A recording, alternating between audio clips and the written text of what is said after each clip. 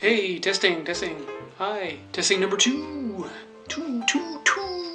Hey everybody, it's been pretty cold in Kami's garage this week, so I've been avoiding going out there. I thought this might be a good opportunity to show you just a few examples of how much wood can move and shift and change shape and shrink depending on the humidity. The first one is this oak bladder that I made a little while back. There's a build video for this. When I glued this up, I thought to myself, that might not stay together, and my friend Bob, who's a seasoned woodworker, said, probably not. And any veteran woodworker will tell you shouldn't glue end grain to side grain, and this is why. You can see how much it has shrunk and left a gap here.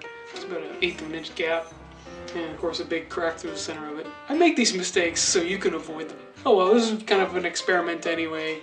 I'm not too concerned. If you remember the bar top video I made, when I put this together, these were tight together. You can see it, how much this wood has shrunk. This is the same oak that I used in the platter. So over the length of the bar, it has shrunk at least an inch. Of course, I took the screws out of the top in order to relieve the tension on it. Unfortunately, it's drying faster on the top than on the bottom now, so it's curving up a little bit. Again, I'm not too concerned about it. It'll work out in the end. I made this cabinet several years ago, and when I built it, these doors overlapped, and now there's an 1/8 of an inch gap here. Well, I have to admit, I am bummed about this one. Again, I have a build video for this. This wood I milled myself, and it dried inside an air-conditioned environment for probably a year, about an inch thick. So it should have been pretty dry.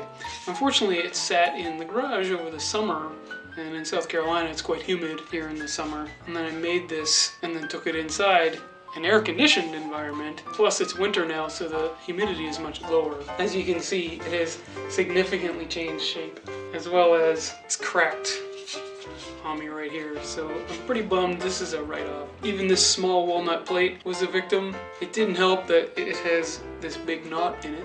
I thought this was seasoned wood, and it obviously was, but sitting in the humid garage all summer, obviously it absorbed moisture. When I brought it back inside, it significantly changed shape. And again, I made the mistake of trying to glue end grain to side grain here, and it split. Again, not too concerned about this.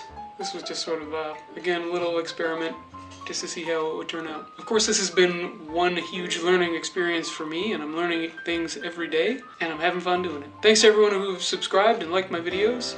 Keep watching for more projects in Kami's garage.